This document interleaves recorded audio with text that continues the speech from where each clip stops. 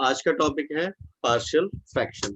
ठीक है, और ये काफी ज्यादा इंपॉर्टेंट टॉपिक है। आप लोग के एग्जाम में क्वेश्चन से बहुत बार पूछे भी गए हैं। ठीक है, तो चलिए हाँ देखते जी। हैं इस टॉपिक को। चलिए, तो सबसे पहले हम स्टार्ट करते हैं। इंट्रोडक्शन थोड़ा सा दे देता हूँ मैं। ठीक है, एक्चुअली पार्शियल फ्रैक्शन में आपको जो रैशनल अलजेब्रिक फंक्शन दिखेगा, ठीक है, मतलब रैशनल फंक्शन जो भी दिखेगा वो किस किस टाइप का दिखेगा। पहला आपको जो दिखेगा वो दिखेगा रैशनल अलजेब्रिक फंक्शन। तो रैशनल अलजेब्रिक फंक्शन होता क्या है? अगर एफ ऑफ एक्स आपका दिया हुआ है अपॉन जी ऑफ एक्स अगर आप करते हो, ठीक है, और कंडीशन होगा कि g of x is not equal to zero, g of x is not equal to zero, तो उसे हम लोग बोलेंगे रैशनल अलजेब्रिक फंक्शन। जैसे रैशनल नंबर हम लोग पढ़ते थे, ठीक है, p of x upon q of x, qx is not equal to zero, just like that है रैशनल अलजेब्रिक फंक्शन। मतलब क्या हुआ कि दो फंक्शन आपको गिवन दिया रहेगा, ठीक है, और दोनों में से अगर आपका denominator not equal to zero होता है तो उसको हम लोग रैशनल अलजेब्रिक फंक्शन बोलेंगे। ठीक है, चलिए आगे बढ़ते हैं। नेक्स्ट जो है वो है proper rational function. Proper rational function का मतलब क्या हो गया? आपका एक फंक्शन दिया हुआ है एफ ऑफ एक्स, ठीक है, दूसरा दिया हुआ है जी ऑफ एक्स, ठीक है, अगर इसकी डिग्री कम होती है जी ऑफ एक्स से तो उसको बोलेंगे प्रॉपर रैशनल फंक्शन। अब बोलोगे सर डिग्री क्या होती है? तो जैसे मैंने बोल दिया ये हो गया x प्लस टू और ये हो गया आपका x square plus two x plus four. ठीक है, तो यहाँ पे जो x का जो मैक्सिमम पावर है वो 1 है, तो इसलिए डिग्री 1 हो गई। ठीक है, यहाँ पे x का जो मैक्सिमम पावर है वो 2 है, यहाँ पे 1 था, यहाँ 2 है, तो मैक्सिमम पावर 2 ही है, तो इसलिए इसको बोलेंगे डिग्री 2। आया समझ में? तो अब एफ ऑफ एक्स और जी ऑफ एक्स में तो किसका डिग्री ज्यादा है? जी ऑफ एक्स का डिग्री ज्यादा है, तो इस कंडीशन को बोलेंगे हम लोग प्रॉपर रैशनल फंक्शन। ठीक है, चलिए आगे बढ़ते हैं। नेक्स्ट जो है हमारा वो है improper rational function. Improper rational function का मतलब क्या हो गया कि हमारा जो एफ ऑफ एक्स है और हमारा जो जी ऑफ एक्स है, ठीक है, तो एफ ऑफ एक्स का जैसे मान लो फॉर एग्जाम्पल मैंने दे दिया x square plus 3x plus 1 और जी ऑफ एक्स मैंने दे दिया x square plus x plus 1। तो देखो ध्यान से, यहाँ पे ये जो डिग्री है वो 2 है, यहाँ इस फंक्शन की जो डिग्री है वो भी 2 है, तो मतलब दोनों बराबर हो गया। अगर दोनों बराबर हो जाते हैं या हमारा एफ ऑफ एक्स का डिग्री ज्यादा हो जाता है, मतलब पहला कंडीशन तो बराबर हो गया दोनों का, इसका भी डिग्री 2 हो गया और इसका भी डिग्री 2 हो गया। ठीक है, अगर मैं आपको बोलूं कि दोनों का डिग्री मतलब एफ ऑफ एक्स का डिग्री तो पहले तो अभी बता दिया, ये एफ ऑफ एक्स ज्यादा है जी ऑफ एक्स से, नहीं ज्यादा नहीं है, मतलब दोनों बराबर है। अगर एफ ऑफ एक्स का डिग्री मैं ज्यादा करता हूँ और जी ऑफ एक्स का डिग्री कम कर देता हूँ तो कैसे करूंगा बताता हूँ। एफ ऑफ एक्स को वैसे ही रहने देते हैं और इसको यहाँ से रिमूव कर देते हैं। तो देखिए जी ऑफ एक्स की क्या होगी, डिग्री कम हो गई, क्योंकि यहाँ मैक्सिमम पावर अब क्या हो गया 1, तो जी ऑफ एक्स जो है उसका डिग्री अब हो गया 1 और इसका हो गया 2। तो ये दो कंडीशन को हम लोग बोलते हैं इम्प्रॉपर रैशनल फंक्शन। ठीक है, अब फिर क्वेश्चन उठता है कि सर इम्प्रॉपर रैशनल फंक्शन है तो क्या मैं इसको कन्वर्ट कर सकता हूँ क्या प्रॉपर रैशनल फंक्शन में? एकदम कर सकते हैं, by division process, long division process. Long division process अगर हम लोग यूज करेंगे तो इम्प्रॉपर फंक्शन से हम प्रॉपर फंक्शन में पहुंच जाएंगे। ठीक है, तो कंडीशन आपको बता दिया तीनों का। ठीक है, पहला कंडीशन क्या था रैशनल अलजेब्रिक फंक्शन का? कंडीशन क्या था? पहला कंडीशन था कि sir f of x upon g of x करते हैं और जी ऑफ एक्स जब हमारा नॉट इक्वल टू जीरो हो जाता है तो ये हमारा हो गया रैशनल अलजेब्रिक फंक्शन। दूसरा क्या बताया था कि एफ ऑफ एक्स का जो डिग्री है वो कम होना चाहिए जी ऑफ एक्स के डिग्री से। ठीक है, तीसरा कंडीशन क्या बताया कि एफ ऑफ एक्स का डिग्री जो है वो जी ऑफ एक्स से ज्यादा होना चाहिए और उसके बराबर होना चाहिए, ठीक है। और चौथी चीज क्या बताई आपको कि एफ ऑफ एक्स मतलब कि इम्प्रॉपर रैशनल फंक्शन से हम प्रॉपर रैशनल फंक्शन में कैसे पहुंच सकते हैं, बाय लॉन्ग डिवीजन मेथड। तो ये था इंट्रोडक्शन आपका पार्शियल फ्रैक्शन का, ठीक है। एग्जाम में क्वेश्चंस कैसे पूछे जाएंगे, चलिए आते देखते हैं उसको। तो सबसे पहले पार्शियल फ्रैक्शन को स्टार्ट करने से पहले आप लोग को मैं 5 फॉर्मूला स्क्रीन में दिखाता हूं। वो 5 फॉर्मूला जो है आपको याद करने पड़ेंगे, ठीक है। जिससे क्या होगा, ये देखिए ये स्क्रीन में अगर ये पांचों फॉर्मूला आपने याद कर लिया तो आपके दिमाग में ये स्ट्राइक करेगा, क्या स्ट्राइक करेगा कि जो हमारा फॉर्म ऑफ रैशनल फंक्शन है उसको हम पार्शियल फ्रैक्शन में कैसे एडजस्ट करेंगे, मतलब कि कैसे उसको रखेंगे, ठीक है। तो ये सारा फॉर्मेट है, 1 2 3 4 5, ये 5 फॉर्मेट है।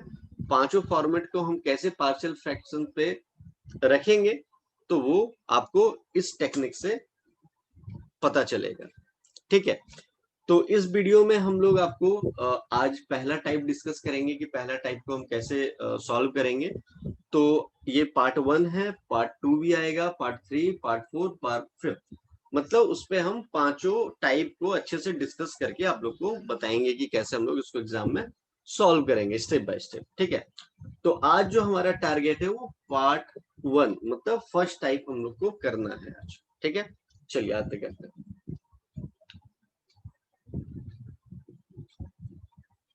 देखिए अब यहाँ पे फर्स्ट क्वेश्चन जो दिया हुआ है, फर्स्ट क्वेश्चन जो आपको दिया हुआ है, तो आप पहचानोगे कैसे कि सर ये कौन से टाइप का है। तो फर्स्ट टाइप जो हमारा गिवन वहां पे दिया हुआ था, एक बार मैं आपको फिर से शो करता हूँ।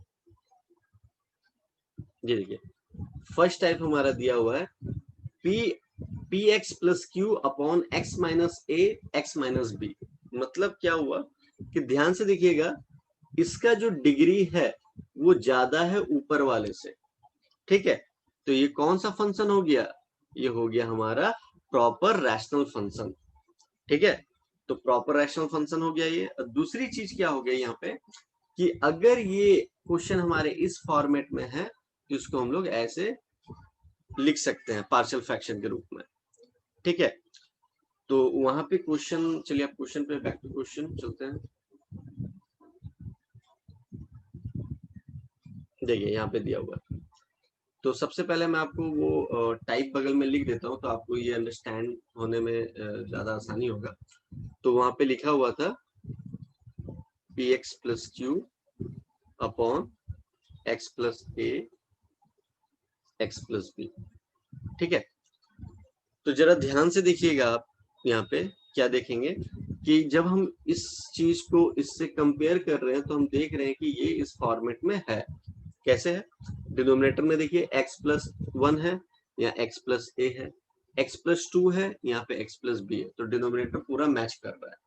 अब ऊपर वाला जो मेरा जो x लिखा हुआ है, तो p क्या, p तो कांस्टेंट टर्म है ना, तो x तो हमारा मैच कर रहा है। अगर p की जगह हम 1 लिख दे तो कोई मसला नहीं है, प्लस अब q की जगह मैं 0 पुट कर दिया, क्या दिक्कत है, कोई दिक्कत नहीं है, अपॉन x प्लस a की जगह मेरा क्या है x प्लस 1 और x प्लस बी की जगह क्या है x प्लस 2।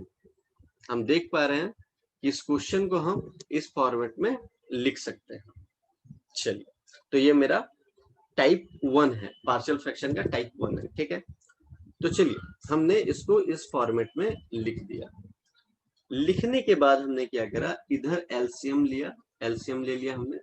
तो एलसीएम लेने के बाद ये x प्लस मतलब x प्लस 1 है तो x प्लस 2 ऊपर मल्टीप्लाई होगा, ये x प्लस 2 है तो x प्लस 1 ऊपर मल्टीप्लाई होगा। एलसीएम आप लोगों को बचपन में सिखाया गया है, इसमें अब क्लास 12 में हो तो हम इतने डीप में नहीं जाएंगे एलसीएम कैसे लिया जाता है, ठीक है।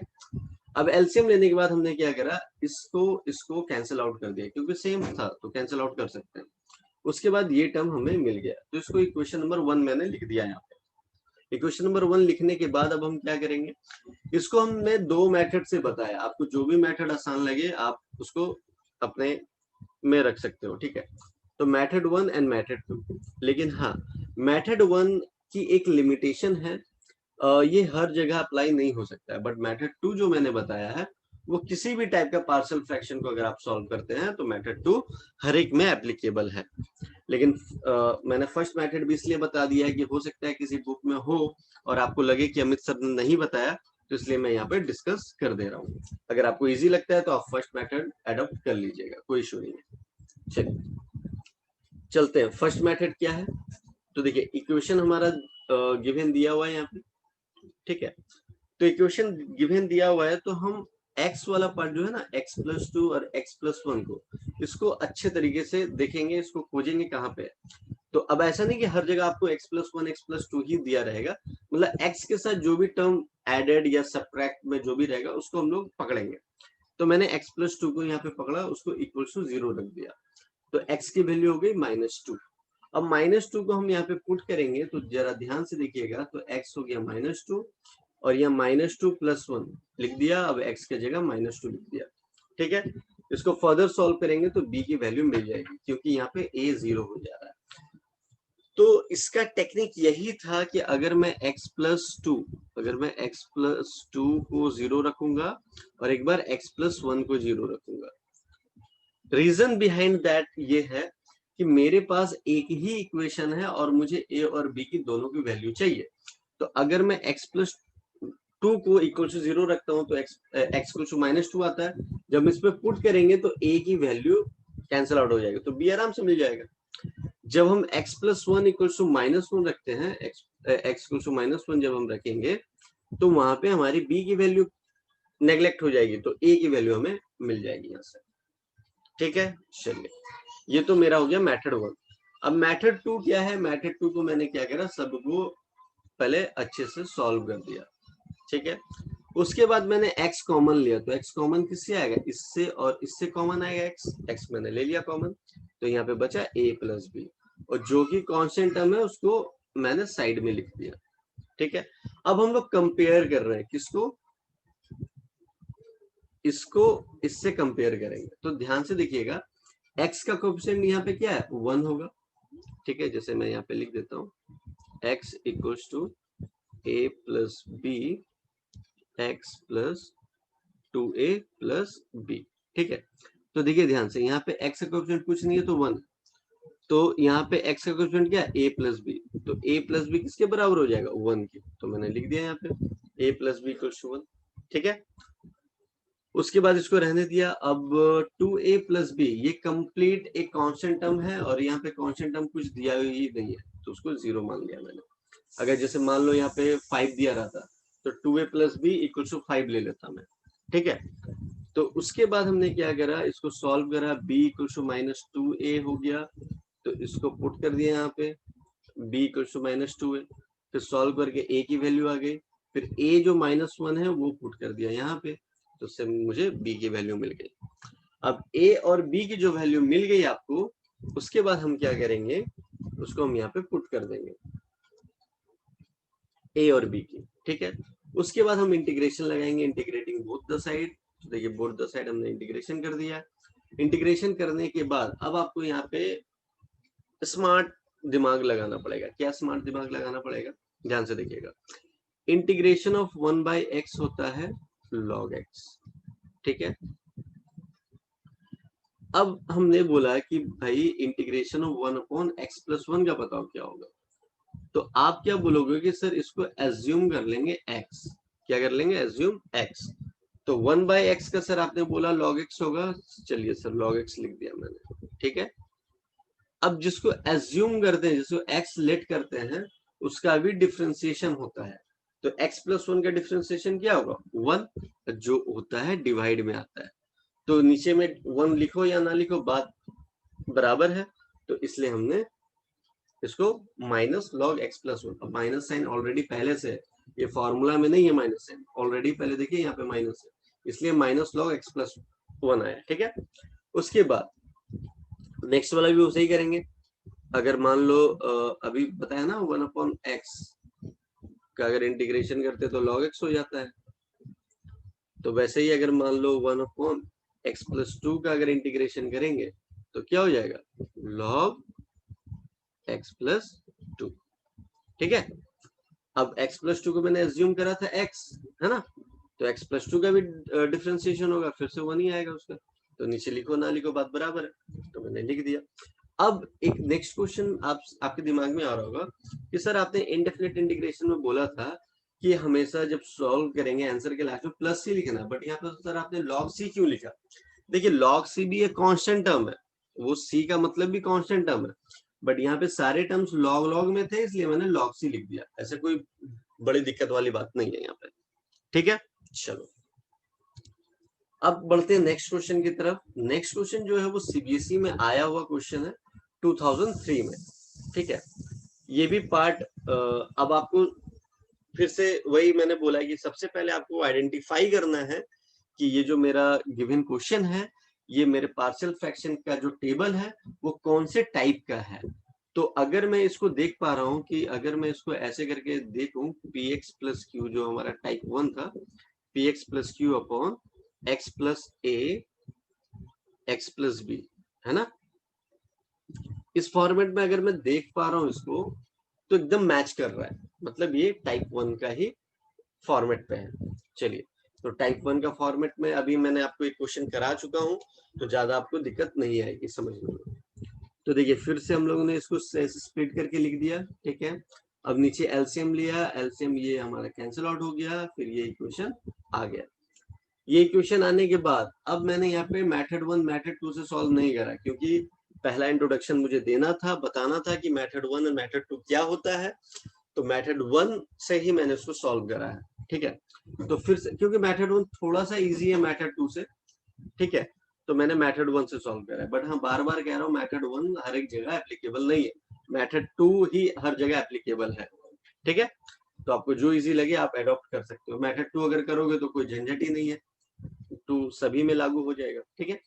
चलिए, तो मैंने क्या बोला था कि ये वाला टर्म को आपको निकालना है, इधर से मैंने निकाल लिया 3 माइनस 2x इक्वल टू 0, तो 3 इक्वल टू 2x लिख सकता हूं मैं, देयरफॉर x का वैल्यू क्या हो गया 3/2। तो अब ये जो 3/2 है उसको कहाँ पे पुट करेंगे, इक्वेशन नंबर 1 पे।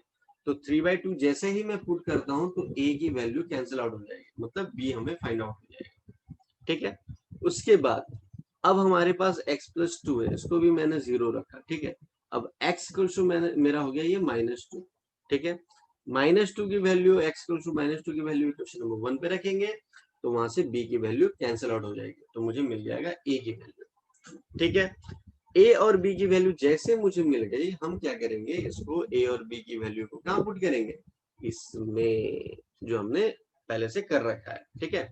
तो इस पे पुट करके उसके बाद उसको इंटीग्रेट करेंगे। इंटीग्रेशन काफी अच्छे तरीके से आप लोगों को आता है ना, आई होप, ठीक है। तो चलिए इसको थोड़ा सा स्क्रीन को बड़ा कर लेते हैं, ठीक है। अब देखिए -2/7 को ऐसे लिख सकते हैं, ठीक है। 1/x+2 ये ऐसे करके लिख सकते हैं, ठीक है। अब जरा ध्यान से देखिएगा, मैंने अभी क्या बताया था आपको, इंटीग्रेशन ऑफ 1/x क्या होता है, log x, ठीक है। तो इंटीग्रेशन ऑफ 1/x+2 क्या होगा, फिर से मैंने आपको क्या बोला, इसको x मान लेना, तो 1/x का क्या हो जाएगा log x, तो log यहाँ पे लिखना और यहाँ पे x+2 हो गया। अब जैसे वो x+2 को x मैंने माना था, तो उसको भी डिफरेंशिएट करेंगे, तो x+2 का डिफरेंशिएशन 1 होता है, तो नीचे 1 लिख दिया, तो नीचे 1 लिखिए ना लिखिए बात बराबर है। तो चलिए ये पार्ट तो सॉल्व हो गया। अब ये पार्ट को कैसे सॉल्व करेंगे, लेट्स सी। फिर से मैंने आपको बोला कि 1/3 माइनस 2x है, ठीक है। तो मेरे पास 1/x का इंटीग्रेशन है log x, तो यहाँ पे 1/3 माइनस 2x है, तो इसको मैंने क्या करा, इसको लेट कर लिया x, तो x लेट करा तो ये भी तो log x ही हो जाएगा, फिर से log 3 माइनस 2x। बट इस बार अगर मैं इसको डिफ्रेंशिएट करता हूं तो 1 नहीं आ रहा है, तो इस बार डिफ्रेंशिएट करेंगे तो आएगा -2, तो वो हमारा यहाँ पे आ जाएगा, ठीक है। इसलिए ये टर्म ऐसे लिखा है मैंने, ठीक है। उसके बाद प्लस लॉग सी क्या बताया था, रीजन दे चुका हूँ कि ये भी एक कांस्टेंट टर्म है, और सारा टर्म लॉग में है, तो इसको भी मैंने log c में लिख दिया, ठीक है। ऐसा कोई बड़ी बात नहीं है। आई होप सारा स्टेप आप लोगों को समझ में आया होगा, ठीक है। और मैंने स्टेप बाय स्टेप आप लोगों को मतलब बता दिया एग्जाम में आप लोगों को लिखना कैसा है। और अगर आप ऐसे लिख करके आते हो तो आपको फुल मार्क्स मिलेंगे। ठीक है, तो पार्ट 2 में हम इसके सेकेंड टाइप डिस्कस करेंगे। अगर आपको कहीं पे प्रॉब्लम मतलब पार्ट टाइप 1 को अगर समझने में कहीं पे प्रॉब्लम आ रहा है या अगर आएगा तो आप मुझे कमेंट करना, मैं एक और वीडियोस पे बना दूंगा। ठीक है, टिल देन बाय बाय।